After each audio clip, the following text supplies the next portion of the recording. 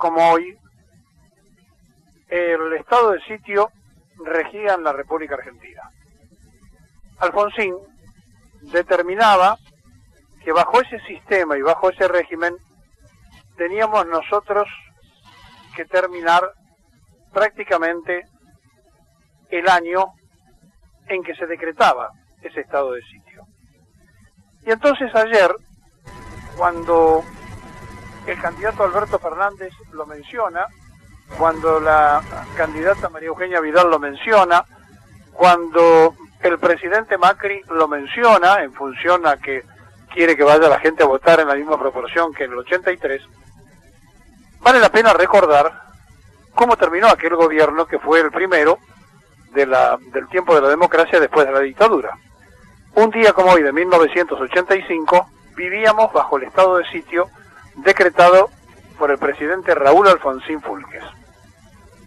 Dicho esto, y con países que nos rodean en una tremenda tensión, en Chile, en Bolivia, y se va a votar en Uruguay, el domingo igual que nosotros, el contexto que acompaña lo que pueda ocurrir en la Argentina no se puede descartar del marco internacional. Es decir, hay que meterlo de cabeza dentro del análisis de qué están esperando a nivel mundial de que pase en la Argentina.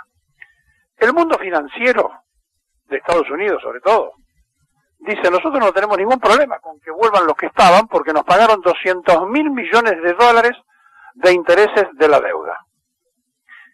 El mundo de la especulación actual dice: bueno, depende de las medidas que tomen. Ayer el discurso de Fernández en Mar del Plata fue un discurso otra vez contra los bancos. Los bancos es un edificio. Es decir, el tema es los banqueros, ¿no? Cuando se habla de los bancos, el banco es un edificio. El tema son los banqueros. ¿Y quiénes son los banqueros? Y entonces él dice: entre los bancos y los jubilados estamos con los jubilados, entre los bancos y la salud estamos con la salud, entre los bancos y la educación estamos con la educación. El tema es quiénes son los banqueros. ¿Y qué rol juegan estos banqueros en un país que vive todos los días perdiendo gran parte de lo que le corresponde a su patrimonio, al suyo, al mío, al nuestro, a las reservas? Y entonces, el cierre de campaña de los candidatos en el día de ayer crea un gran signo de interrogante, porque hay una coincidencia mayoritaria para que se vayan los que están, pero hay un gran signo de interrogantes de qué pasa con los que llegan. Entonces, cuando Fernández dice que entre los bancos y los jubilados está con los jubilados, nosotros quisiéramos escuchar que los banqueros, porque no todos los banqueros son malos, obviamente, porque el Banco de la Nación Argentina está manejado por banqueros y es del país. El Banco Provincia está manejado por argentinos y es del país. Claro que el Banco Nación fue usurpado y que el Banco Provincia también fue endeudado en el exterior. Bueno, son argentinos que administran mal. Entonces, cuando hablamos de banqueros, allí entramos en el otro mundo. ¿Y cuál es el otro mundo? Los que nos van a decir: mire, si ustedes tienen que negociar lo que deben, no hay ningún problema, porque es lo que quiere la usura. El asunto es cómo se hace para que simultáneamente en tierra arrasada que deja este gobierno se pueda reconstruir todas las necesidades y las urgencias en el mismo tiempo. Y aquí empieza entonces una cuenta mucho más reflexiva y mucho más importante.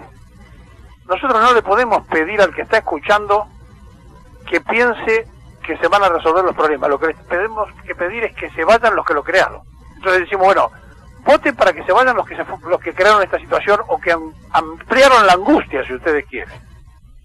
Los que votaron a Macri creyendo que cambiaba la situación porque estaban desconformes con el kirchnerismo y le prestaron ese voto, saben que todo lo que estuvo bien hecho anteriormente se hizo mal, y todo lo que estaba mal se empeoró. Por lo tanto, retiren el voto prestado, y si no quieren votar a Cristina porque le molestan, no lo voten a Macri. Porque si no, estamos entrando en una situación donde esta democracia fraudulenta, donde no elegimos sino que optamos, y quiero decir que optamos porque nosotros permitimos que sea así. Es decir, cuando aparece alguna propuesta diferente, no la acompañamos, nunca hemos acompañado otra cosa. Y mire lo que dice un diario que lo debe molestar bastante hoy a Marcos Peña, porque son la prensa que primero leen ellos, que es la internacional, y es lo que dice The Washington Post.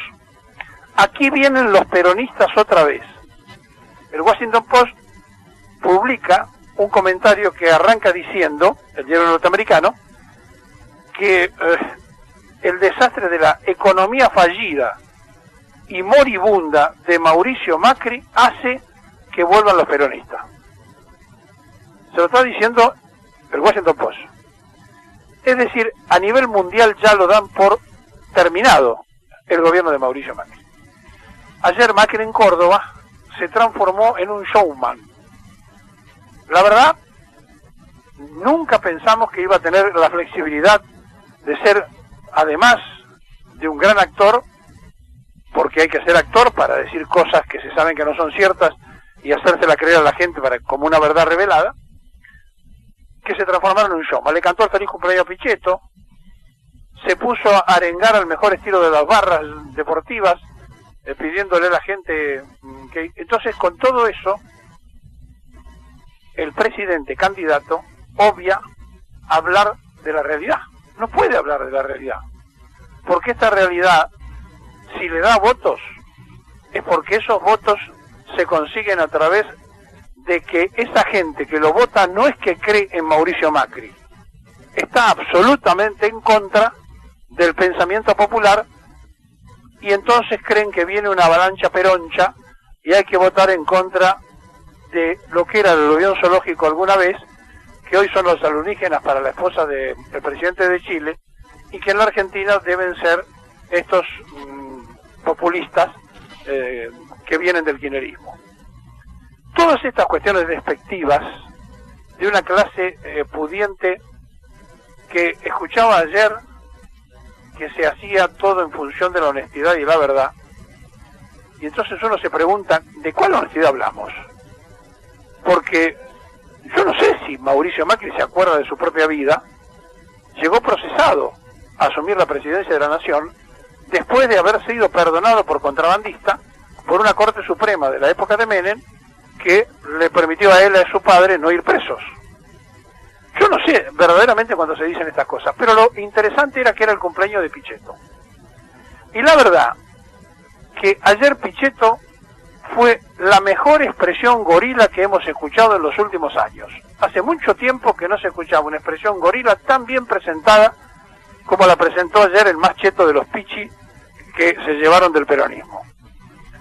Y sinceramente da pena que un hombre que fue históricamente oficialista, que hace mucho tiempo que trabaja de legislador, que arrancó con la época de Menem, igual que arrancó Cristina, como legislador, y que fue oficialista de Menem, fue oficialista de Duhalde, fue oficialista de Néstor, fue oficialista de Cristina, y ahora quiso ser oficialista de Macri, pero Macri no llega.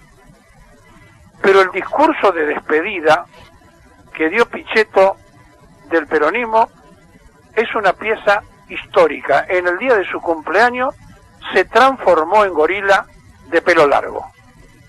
Y la verdad, yo no sé si lo que dijo lo siente, si lo dijo por oportunismo, si lo dijo por desesperación.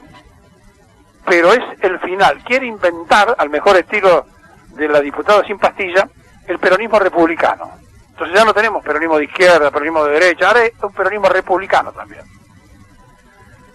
Estamos en el fondo del mar con quienes durante tanto tiempo le hicieron creer a los compañeros y a las compañeras que eran del mismo equipo, que eran capitanes de ese equipo. Y resulta que en cuanto tuvieron la primera oportunidad, hicieron lo que estamos comentando. Entonces llegamos casi a la rastra, por no decir de otra manera, y es muy difícil creerle a las ofertas que hace el gobierno.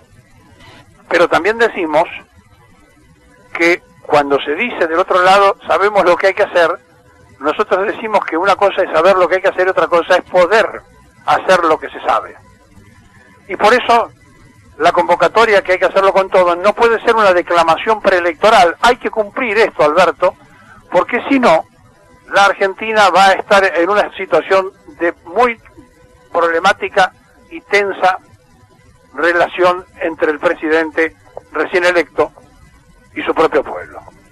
Ahora, Macri ayer decía, esto no termina ahora, sigue en noviembre porque apuestan a la segunda vuelta, y de cualquier manera, mire, en primera o en segunda vuelta Macri se va. Es decir, si ocurriese el milagro que espera el gobierno, es decir, si no le saca 10 puntos de ventaja a los Fernández a la fórmula de Macri y el Cheto, estaríamos entonces, si eso no ocurre, estaríamos entonces frente a una realidad, que mucha gente cambió el voto de las PASO ahora, o a otra realidad que no la queremos pensar, que se esté fraguando el voto popular. Esperemos que esto no ocurra y esperemos que esto no sea así. Por eso, hoy empezamos de manera distinta, porque tenemos menos tiempo para decir estas cosas, porque a las 8 de la mañana entramos en veda política. Pero la veda política no significa de que nosotros nos queremos callados en la previa a una elección. Primero, hay que votar para que se vayan los que hicieron tanto daño, pero también hay que decirle a los que llegan que se pongan a trabajar con seriedad, porque el pueblo no está para aceptar simplemente promesas preelectorales. Y cuando se refriega tanto Alfonsín, les quise recordar que terminó con estado de sitio, simplemente para que de vez en cuando no hagan una reflexión en la búsqueda de un voto, porque los radicales que quieren votar a Fernández ya se decidieron, lo van a votar, lo nombre o no Alfonsín. Y sin embargo Vidal, ayer en el Estadio Ciudad de Vicente López de Platense, que cerró su campaña, hizo algo muy importante, cambió el look, dejó de ser amarillo, pasó a ser rojo y blanco, con una palabra que se usó en la campaña de Alfonsín, que decía ahora, y entonces ahora Vidal, y le va a salir a disputar Vidal la oposición como líder al propio Mauricio Macri. Y entonces hay una pelea entre Macri, que se quiere referenciar para saber que cuando tenga que ir a tribunales él va a ser el representativo del 30% de los votos, que no es lo mismo que no representar a nadie, y de Vidal, que no va a tener que ir a los tribunales, pero que sí va a tener que estar dispuesta a ponerse la mochila de transformarse en la operadora de algo nuevo. Por empezar, a Vidal ya le da vergüenza ser amarilla y le cambió los colores al estadio de Platense.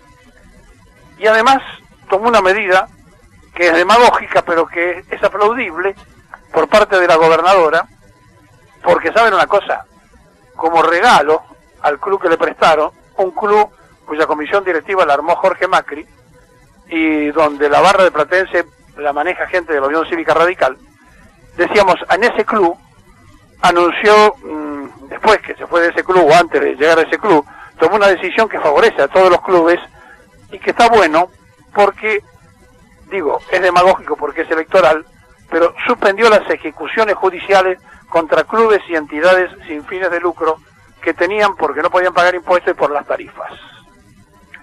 Vidal sabe que dejó de ser gobernador y ayer fue su despedida en Vicente López, un lugar donde probablemente el apellido Macri siga vigente y gane Jorge Macri. Mauricio sabe que todavía tiene una posibilidad remota de imaginar una segunda vuelta. Vidal no tiene segunda vuelta porque no lo hay en la provincia de Buenos Aires. Y Larreta lucha en su cierre de campaña para imaginar que no haya segunda vuelta en la capital. Tres candidatos de un mismo espacio, de un mismo partido, Propuesta Republicana, que dicho sea de paso, fue un partido, entre comillas, que se lo robaron a López Murphy, a quien lo dejaron afuera después que le sacaron el partido con el que arrancó la carrera política del expresidente de Boca, del ex jefe de gobierno de la ciudad, y creo yo el lunes del expresidente de la Nación.